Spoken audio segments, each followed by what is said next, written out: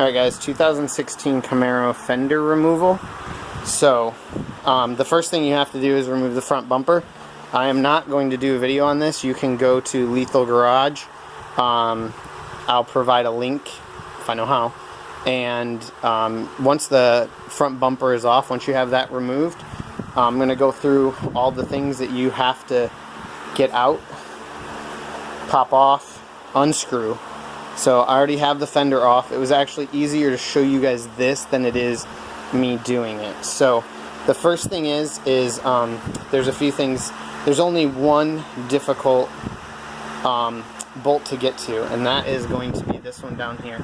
And it is 10 millimeter, but you don't need to take it out. You only need to loosen it up because your fender just slides in here and then tightens up. Same thing with this one up here. This is a T30, so it's a Torx 30 bit, and you get to that one just by through your door. So you just open your door up all the way, and you can see it right there. So that's your T30. You have one more T30 up here by the windshield. That one comes out all the way. That's a T30, Torx 30. And then you have 10 millimeter bolts here, one there, one there, and then you have 10 millimeter there, and then you have two 10 millimeters down here. And then you're already going to have most of your fender liner bolts out because you're going to have taken your front bumper off. But you got to release all of those because those are just so they're not in your way. Alright, and then you got 3 clips down here, and you have 2 more 10 millimeter bolts down there.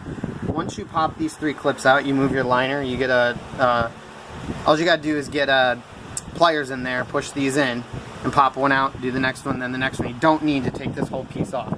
It bends enough down that you can then bend it down and get your screwdriver in there to get those 2 10 millimeters.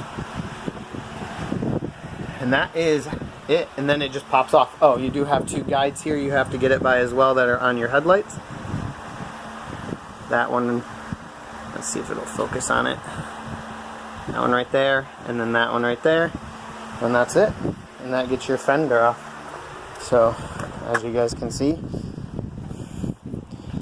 I've removed the fender. You then need to, there's a rubber piece that's attached to it up here that goes up against your window. It attaches right there.